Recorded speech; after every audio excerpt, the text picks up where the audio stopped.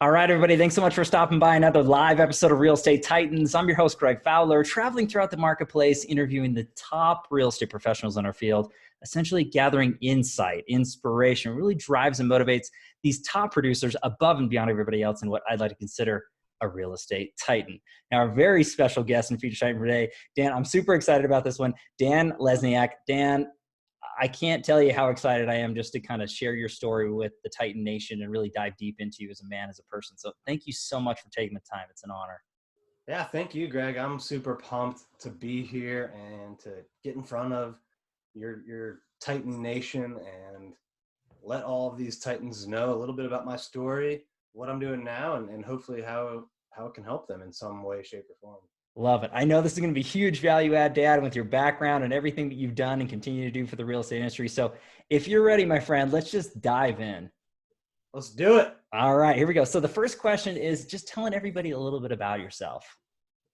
Yeah, so I am a real estate agent, developer, entrepreneur, all that good stuff. I've got 3 amazing children, all under age 5. Wow. I work with my wife, who's the co-founder, basically, of everything that we do, Carrie Scholl. Love it. And I'm originally grew up in Florida, which Okay. I'm actually down here now. I'll make everyone a little jealous. Oh, I love that, Dan. That's awesome. That's my quarantine view. So, but I moved up to the Mid-Atlantic region when I went to the Naval Academy. I had a career in the Navy, ended up at the Pentagon, then defense contracting. Wow. And did that for a while before I stumbled into real estate.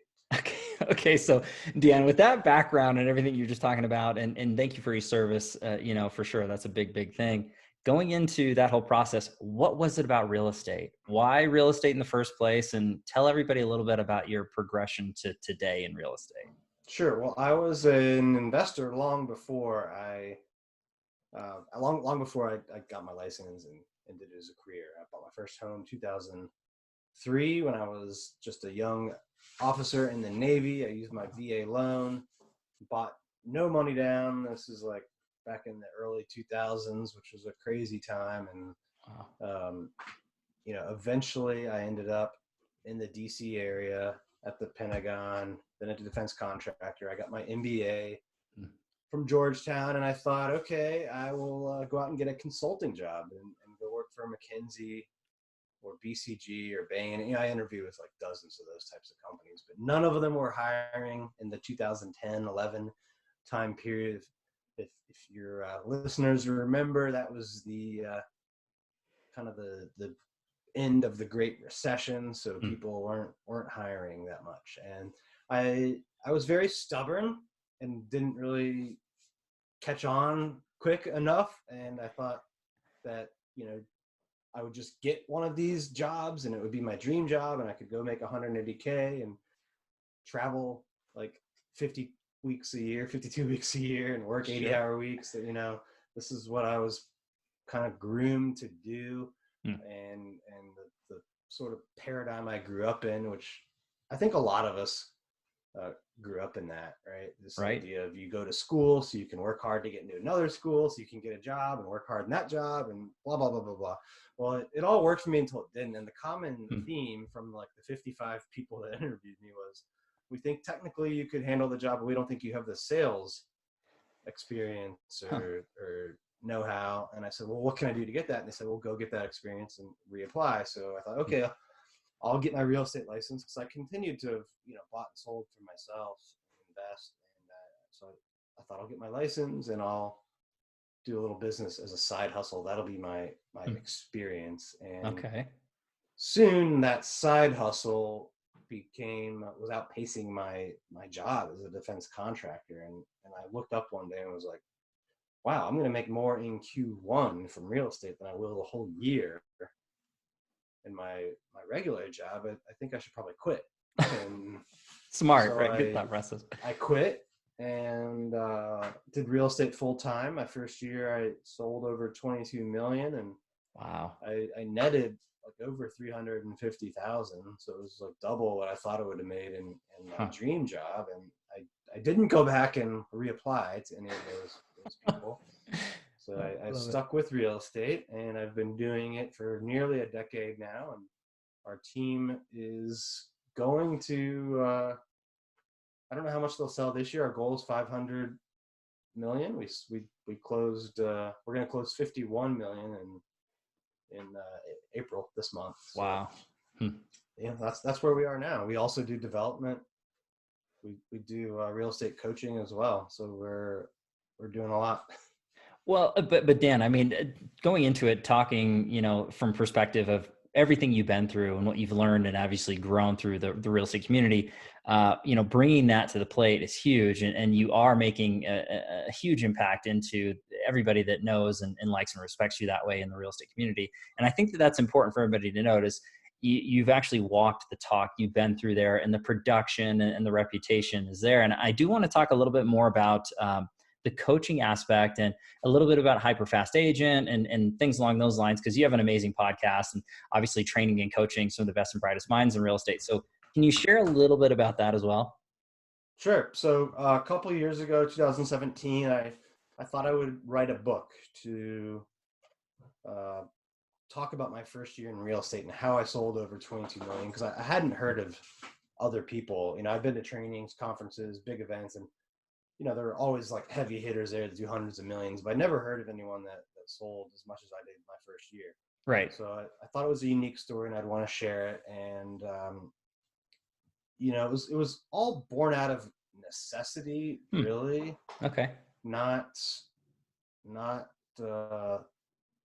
like some sort of genius thinking on my part. I believe, I mean, I'd like to think it was some genius action, but Yes. really, I started off and I decided to focus on the 189 condo units in my building.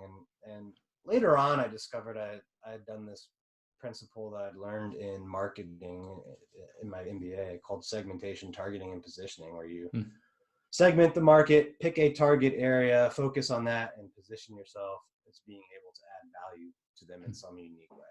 Love it. And I thought it was just a unique first year, a unique strategy, and something that's a little bit intuitive, this idea of you can do more by focusing on less, because a lot of agents start out and they just randomly hit up their SOI or just go after any and all business. And right.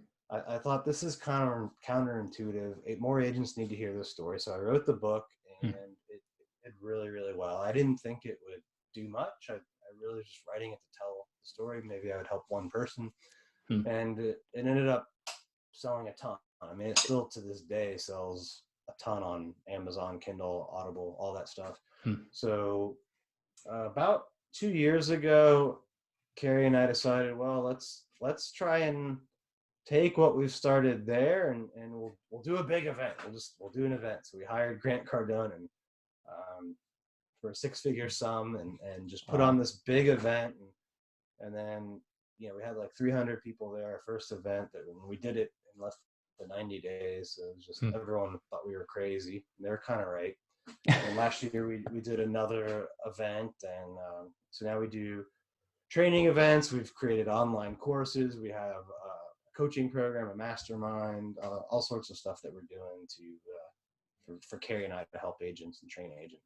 Wow, incredible. And again, diving a little bit deep in that too, Dan. So I'm going to have links in the comments down below so everybody can obviously pick up the book and really engage with your content, but then also get a hold of a HyperFast Agent. So what's the best site for the audience who's listening to go to and check out your information, really connect with you and learn more? Yeah, you can go to hyperfastagent.com to read our vlog, see where our podcast is, or check us out on social media. You can if you go to hyperfasttips.com, actually in the back of this book, there's like 100 tips. Killer. 100 tips to grow your business. And if you go to hyperfasttips.com, you can download them for free. And if you want, I'll send you the book for free too, as long as you pay for the shipping. But if you just want the tips, it's free. Hyperfasttips.com. Wow. You can check us out on social media and all that good stuff too. Love it. And everybody, you heard it here. Dan is willing to give that book and a wealth of knowledge all the way through and through. And Dan, we're just scratching the surface of this particular interview and episode, so I want to keep moving forward, but this is great so far. The Sure. next question is really the why, the driver. So what motivates you, Dan? What gets you excited every day out of bed to do what you do to the level that you do it at? What's your why? Yeah, it's evolved over time. So I'll just say that. And Love I it. think that may be true for a lot of people. Mm-hmm. And like my first year in real estate, I had a chip on my shoulder because Hmm. for the first time in my life, this idea of like kind of you put in your time, your work, you'll get what you want. You know, that worked to a degree, and then it didn't. And I kind of had a chip on my shoulder Hmm. about not getting any of those jobs, and for a while, that was my why, is to sort of prove them wrong, kind of, Right. Yeah. which is like okay, but you know, and that kind of why I think has Hmm. fueled a lot of people, but long term, it's probably not the most healthy Sure. kind of driving motivational force.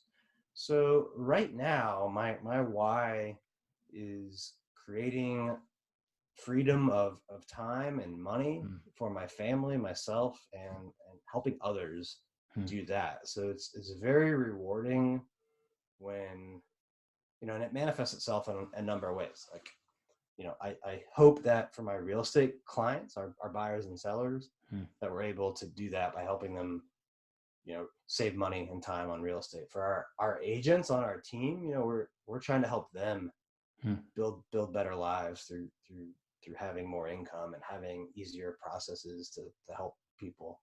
And, you know, same thing for the agents we coach, Hmm. or the investors that invest in our real estate projects. You know, we're trying to create financial freedom and give people more time so that they have the time and the money to do what they love, to spend time, you know, with their family, or Hmm. do whatever they want to do in the world, you know, other than work. I I think that that's beautiful though, Dan. When you're talking about it, it's obviously starting out in the evolution of your why. I mean, that makes perfect sense for so many top producers and the best and brightest in the business.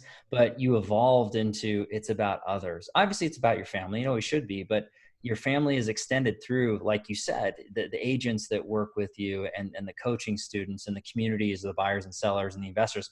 I mean, you're doing so much good for so many people, and that's such a big driving force. And again, I'm a firm believer that all of those reasons and whys, a big part of why you have so much success in your world and in your life, Dan. So I love that. And again, just giving everybody a little bit of window into you, I absolutely think that's a fantastic question. So let's go into the next portion. Now, this is actually one of the crowd favorites and fan favorites, if you will, because everyone wants to learn from the Titans, you know, essentially how they've grown and scaled their business and any advice you give. So Dan, if you could look back at your career thus far, and obviously you've hit some highs of highs and continue to dominate and do that, but if you could pick or choose one or two things that you added to your business or changed or adjusted that took it from one level to the next, you really saw a bump, you really just saw a jump in your career path. What's that look like for you? Ooh, be hard to pick one, Oh, but any share whatever you're comfortable, Dan. I mean, where you want to go? yeah, I think, well, I'll share two then. Okay. The first one is to hire more people, like, and hire sooner, hire before you actually need the capacity. Because Hmm. we all know the numbers, like 87% of agents don't make it past like 5 years, right? Right. But I think a lot of people focus on that. But of the agents that do make it, so let's call it that 10 to 15%. I, I've noticed that, like, in my own market, you know, almost a decade now, a lot of the guys, probably over 90%, this is a little bit anecdotal, but a lot of the people that were making 200K plus or minus 50, Hmm. a decade later, they're still at that level. Interesting. And there's nothing wrong with that. That's a great income, Hmm. but they have a job. They've Hmm. never created, and it's not that it gets, like, I'm not up here saying like, yeah, you can create a business and never work again and passive income, and I'm not saying that at all. Sure. It's almost in more ways more work sometimes, but you know, they have a job, and they've been stagnant. And again, there's nothing wrong with it. They've got a great paying job. Like, Right. 200K is great. Like it's almost top 1%. So nothing wrong with that. But the one thing they all have in common is that they never hired. So and if they did hire and they're still at the same level, it's because they went out and they got a buyer's agent because they didn't want to pay a salary to someone's. And if you're making 200K, you can afford to pay an admin 40 to 50,000 and see if it either saves you time or makes you more money. Right. And most people, if they do try it, they wait too long. So then they lower their standard. So then but then they don't have time to train the person or the discipline to train them. So now they have a less qualified person that they're not training, and they just give up and say, well, I tried it. It doesn't work.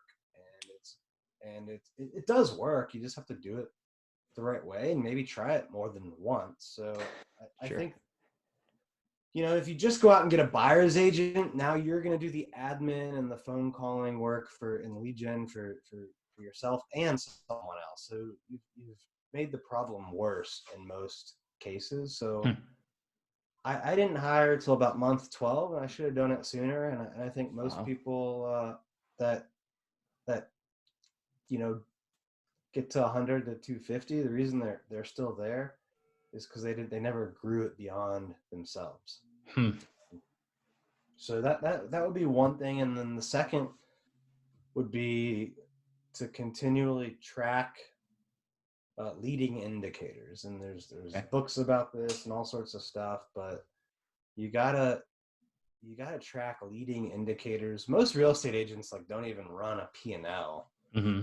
And the ones that do are typically getting it from their accountant. It's in accountant type language and formatting, and they're looking at it 2 to 6 weeks after that time period. And that would kind of be like driving a car and looking only in the rear view mirror. That's crazy. You wouldn't do that in a car. People do that with their business. So the more that you can track and the more often you can check in, the better your business will be. So if I'm tracking leads, appointments, ratified contracts, and then the behaviors that lead to those, like how did this ad do? How many hours am I calling or lead gen? How many open houses am I going to do next week? Like that kind of stuff predicts what my business is going to be like in 30 to 60 days or beyond.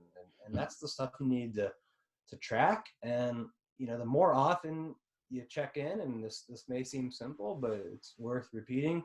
If you check in once a year, you might have a bad year. If you check in once a month, you might have a bad month. If you check in once a week, you might have a bad week. But the more often and more frequent your check-in intervals can be, the quicker you can adjust if you are off track. Wow. I mean, Dan, when you're talking about that, it's really treating this as an aspect of a true business. And I really, really appreciate somebody from your level and your caliber to really speak to the audience that way, because this is a true business. It's not flying by the seat of your pants. It's not just having great conversations and great relationships and a great reputation in the community. There's so much more to accelerate and elevate. And like you said, there's nothing wrong with 200, 250K. If you're trying to take it higher, you got to bring the right people on board. The sooner the better, but it's not going to be first, hit and it's out of the park, but you got to stay diligent. It's like picking up the phone for the first time and speaking to a seller and they say no, and then you give up. I mean, it's ridiculous. You keep going and going and going. So I think that's huge advice all the way through and through. But then looking at the numbers, I mean, no matter what business you're in, you have to look at the numbers. And, I really appreciate you saying that, because it's, I think that it's going to wake or shake some people up a little bit. Especially in times that we're dealing with, such as right now, where there's levels of reflection. How's my business doing? Where's my business going to be going? I mean, the tighter you're touching on to that, the better off you're going to be in the short term, midterm, long term. And I just appreciate you saying that 100%. Well, thank you. Yeah. And I'll come back to that 200K point. There's nothing wrong with that, but if you're going to stay at that level and not hire anyone, do it because you were intentional about thinking about it, and you're okay with that, you like that, and that's you like be intentional about it. And I think too many people, they live in the town they're in the job they're in, and their kids are in the school they're in because they didn't think about it, and so they never consciously chose it. So I would like implore anybody, like, every aspect about your life, make sure that if you wake up 10 years from now, that's what your life is like, because that's what consciously or intentionally chose. Yeah, I think it's beautiful. And again, as you said earlier, the actions we take today are going to be reflected into the future 30, 60 days down the road. So it's so true, Dan. And I really appreciate you saying that. I know there's a lot of people nodding and saying, yes, he's right. Let's keep moving forward. So, but when it comes down to it, Dan, I do want to shift gears on this. And this is actually the tricky part of the interview in the series. And this ends up being the challenge question. So I lead into every Titan this way because we all deal with challenges. We all have struggles, whether they're personal or professional.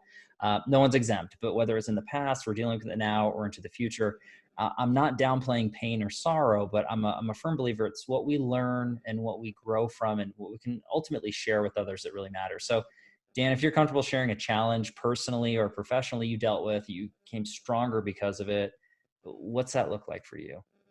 Yeah, I mean, I could share a ton, but my whole real estate career started because of a challenge.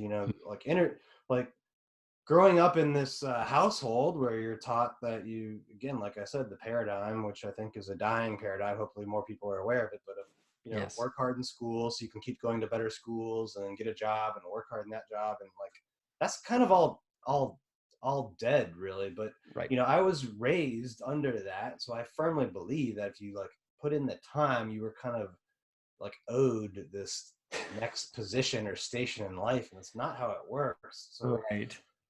but it worked for me up until a while. Like I got into the Naval Academy, got into like a grad school program there, and got a graduate degree from Maryland while at the Naval Academy, and then got on submarines, which is the harder kind of service in the Navy, or at the time was. I don't know if it's still the same, but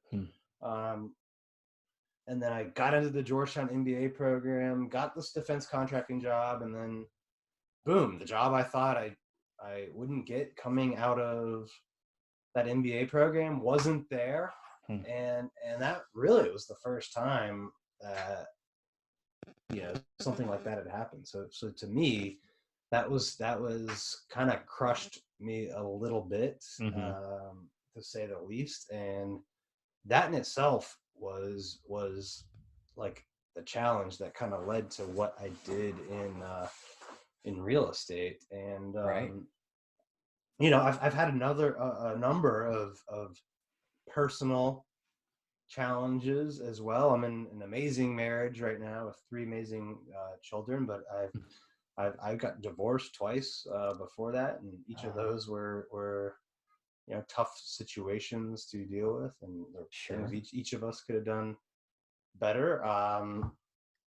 And right now today, like my life is for the most part, I would say fairly easy in a way, but it's only because my capacity to handle and manage challenges has grown. Like there's times I'm still like stressed out, but like the problems I had that I thought were problems like a year ago or 2 years ago, like I would laugh at those today. Sure. I do believe in general life has gotten extremely easy and convenient, and there's good things about that. Like it's awesome that I can pick up my phone and have an Uber come or get groceries delivered, right? And you compare that to like 100 years ago, I had to go hunt for my own food and like walk to get water. And so like there's a very, very good thing of having these conveniences, but there's also a problem I think it causes, in that it makes our life too easy. So it diminishes our capacity to like overcome like any struggle. Like today, like, it's a struggle if we're on an airplane ride and the Wi-Fi is slow. Like that's a struggle for some people. And they just like flip out when that happens, right? So sure. I often get asked, like, why do you do Ironman races? And I think the reason I do, because these are hard things. They take me anywhere from like 10 hours to 12 hours. Wow. The reason I think I'm so drawn to it is because it's a way to stimulate like your challenge response system, right? And I think this is like the reason why a lot of people, whether they know it or not, like do marathons or ultra marathons and triathlons, is like getting punched in the face physically, during this challenge. Like it helps you in all areas of life, because like that, our challenge response system, or whatever you want to call it, which is like part physical, mental, and emotional, is just it's not exercised as much as it probably was 100 years ago. Yeah, I would agree with that 100%. And I think that you sharing those challenges through your life, Dan, I mean, I appreciate that. I know the audience does as well, but you're talking about, relationships, and you're talking about, career paths and certain expectations, and all of those things made you who you were. And I think that's the important thing is it has increased your threshold, and it has increased what you said a couple of years ago, something that would challenge you today, you'd laugh at it, but you wouldn't be there today without going through that. And I think that that's the message for everybody out there is, we all have struggles and challenges, but you need to learn from them, grow from them, and become stronger. It's that old adage, what doesn't kill you makes you stronger. I know that's thrown around quite a bit, but there's a lot of truth to that. What you're talking about with triathlons and anything on the physical aspect, I mean, there's so many people that are just not comfortable in the comfort zone. So you're pushing yourself and you're pushing your boundaries, and that's showing your character and who you are as a person, right? But there's other individuals that get that. They understand that, hey, I'm kind of just going through my life and I'm doing real well. I've pushed myself really hard, but there's certain aspects that we're not. So how do we shake it up? How do we become stronger and smarter and faster and better? It's by constantly changing and growing that way. So I really appreciate those challenges and the insight that you have there, Dan, because I know that there's a lot of people out there that are watching or listening to this and saying, okay, Dan went through this and was going through it, but look what he's doing today, right? Look at everything you've accomplished and will continue to.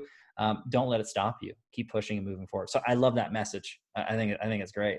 When we're talking about a softer side and a softer question, and this one is actually one of my favorites, so I'll shift gears over to here. This particular one is a travel back in time question. Now, when we talk about this, Dan, this is, again, not to necessarily change what you went through, because like we just said, what you went through made you who you were. But if you did have a time machine and you could travel back in time, any time frame, any age range, and give your younger self a piece of advice, what would you say to young Dan? That's a good one. I don't know if I've ever like thought of that before. So That's great. Man, I would tell myself to like buck the system a lot sooner. Like, Yeah. I kind of stayed in that system I described, that old system, which is like based on working your way up through schools and colleges and whatnot. And I would like question and I guess a more broader, kind of more universal way of saying it would be to make intentional and conscious decisions about everything, and not to just decide by default because you didn't think about it. So I would be more intentional about decision making on what sometimes is just accepted as a universal norm. Dan, I think that's really insightful, and that's great advice. Again, not just for young Dan, but everybody who's watching and listening, myself included. And why I love that question is we can't go back in time, right? We can't change what we did, but what we can do is we can affect what we're doing today and what is going to be affected in the future. So everybody out there, don't just settle for the status quo, or necessarily, from what I'm hearing, just because you're on a certain path doesn't mean you have to stay on that path. And really questioning and understanding that, I think, is beautiful advice. And we should all be looking at our lives that way on a regular basis. And if you're happy, you're happy. If it makes sense and this is the path that you did buck the system to go down, that's great. But I agree with you 100%. There's not one right path for anybody out there, but you got to find yours. And the sooner you find it, the better off you are.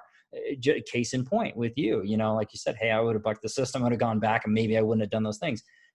The level of intelligence and commitment and everything you went through obviously made you the man that you are today before you got involved in real estate, and then real estate continued to shape you.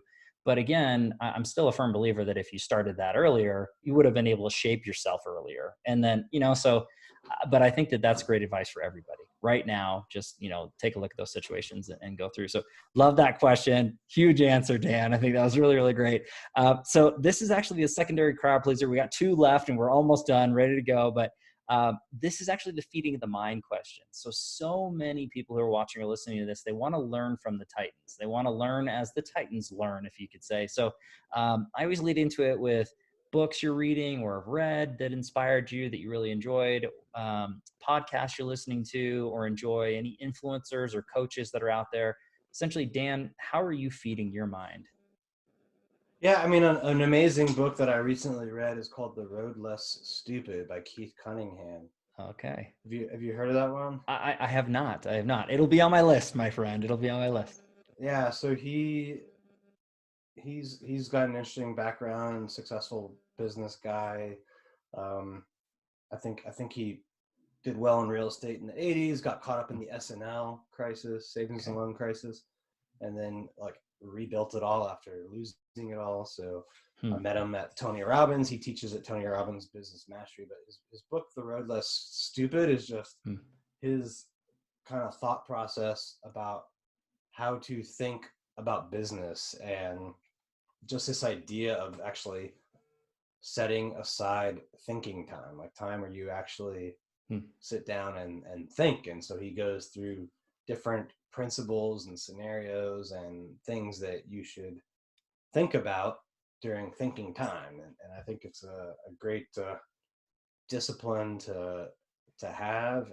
And he just gives like really good, straightforward, easy to understand business advice. Okay, very cool. And we'll have links in the comments down below into that one. Any other books, podcasts, influencers, anything like that? I listen to Joe Rogan's podcast quite Very cool. a bit. So I don't listen to a ton of podcasts, which some people are sometimes surprised, because I'm training for Ironman, so I have a lot of like time where I'm doing endurance runs or training on a stationary bike. But I like to use that time to think myself. So Interesting. But yeah, I like Joe Rogan's podcast. I'll occasionally listen to Gary Vee or Grant Cardone, their podcast as well. And for coaching, I've been to Tony Robbins events. I've been to Grant Cardone's, one of his events. And another good event I got a lot out of was Funnel Hacking Live. Russell Brunson puts that on every year. So, there's not a ton of real estate agents using like funnels and lead pages. There's not as many as you would think. So I think that's a good one for real estate agents. Yeah, no, I mean, but all that's so great, and all the way through and through. I want to pick at your brain just a little bit more, and I'm diving deeper onto this question. So when you are training and you use that time frame as your thought process, what are you thinking about, Dan? I mean, not to get too deep on you, but when you're doing long runs or you're really training that way, I mean, what specifically is it? I mean, how are you clearing your head? Are you thinking about business? Are you thinking about life changes, investments? I mean, what is it? Yeah, it's a mix of everything. So sometimes it's just like almost pure kind of meditation, and just trying to completely relax my mind. Wow. Sometimes I'm like really focused on my like pace and breathing and heart rate, and a lot of times I'll walk through different business challenges or goals, or things we're doing with investors. So it can be anything. I think that's great. And again, you're pulling it from so many different sources. You're constantly learning and growing, but the fact that you have your time and your commitment to yourself and to your body, I think is fantastic. And obviously pushing those boundaries. So that's really, really cool, Dan, all the way through and through. And everybody, as always, I'll have links in the comments down below so you can feed your mind and follow along the same way that this man is. So Dan, this has been a pleasure and an honor. I want to wrap everything up with a final question. Now this ends up being a quote or mantra that sums you up as a man, as a professional. What's that look like for you? That completely sums me up. Well, I like the I think it was a Winston Churchill quote, or that he used at a commencement speech, and it was just never give up, never give up, never give up. So I think that one. I mean, it's simple, but Yeah, love it. I think it's needed. Like, so many people will try something and they quit after like a week or a month, or if it doesn't work once or twice. And most things that are worthwhile, you're gonna fail at for some period, initial time period or number of attempts, right? So it's hard to beat the person that never gives up. Hmm. Yeah, love it. Love that quote. Never give up, never give up, never give up. I mean, Dan, I think that sums you up beautifully, my friend. And again, it's been an absolute honor and a pleasure. You've bestowed so much knowledge and credibility and just information out to the audience. So I appreciate you from the bottom of my heart, my friend. You are an official real estate titan. So I have to dub that. That's an official thing, my friend. So you made it. But yeah, thanks, Dan. It was a pleasure. Well, thanks, Greg. I enjoyed it, and hopefully helped some of your titans in some way or shape or form.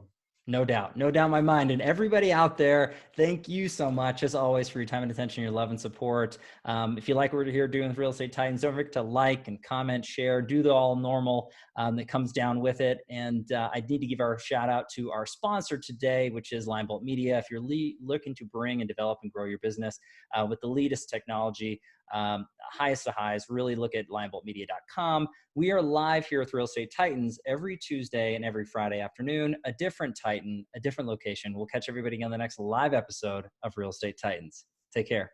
Thanks, Dan. Thanks, everyone.